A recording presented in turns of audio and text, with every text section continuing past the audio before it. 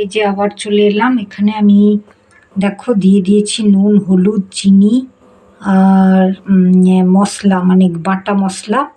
এই যে আমি বেটে নিয়েছি শিলনোড়ায় মশলা। এতে আছে আদা, রসুন, জিরে, ধনে আর সর্ষে। তো এই সমস্ত জিনিসগুলোকে নিয়ে আমি আর কাঁচা লঙ্কা তো বেটেছি, সেই বাটা মশলা আমি ওতে দিয়ে দিয়েছি। তো দেওয়ার পরে আমি এবার এখনও নাড়াচাড়া করিনি, এবার করব আবার। তো এই আমি গ্যাসের ইন্ডাকশান জ্বালিয়ে দিলাম।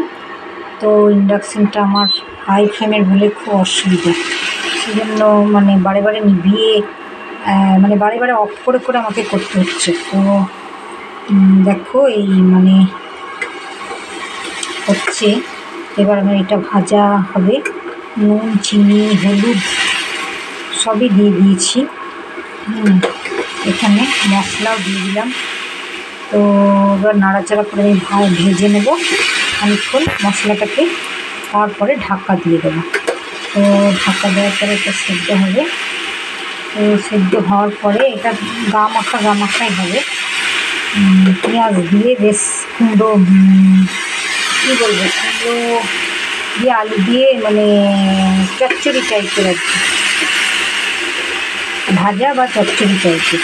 এটা তোমার রুটি দিয়ে, ভাত দিয়ে, সব দিয়ে, মুড়ি দিয়ে সব দিয়েই ভালো লাগে খেতে। তো এর মধ্যে সর্ষে, জিরে সব রকম যেহেতু মশলাটা দিয়েছি, তার জন্য গন্ধটা এবং টেস্টটা খুব সুন্দরই আসে হয়। তো তার জন্য রুটি বলো, ভাত বলো, মুড়ি বলো, সবেতেই কিন্তু ভালো লাগবে খেতে। তো বন্ধুরা ঠিক আছে, আমার এটা ভাজা হোক, আবার আসছি, ততক্ষণ ব্রেক। তো বন্ধুরা দেখো আমার এই দেখো সেদ্ধ হয়ে গেছে, গা মাখা হয়ে সেদ্ধ হয়ে গেছে। তো আমার তরকারিটা রেডি।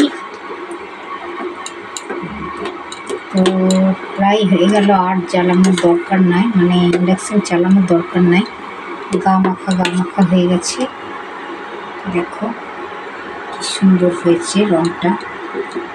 তো ঠিক আছে, বাই, আজকের মতন টাটা, বাই। আবার পরের ভিডিওতে আসছি, দেখা হবে। বাই, টাটা, আসছি, আবার পরের ভিডিওতে দেখা হবে।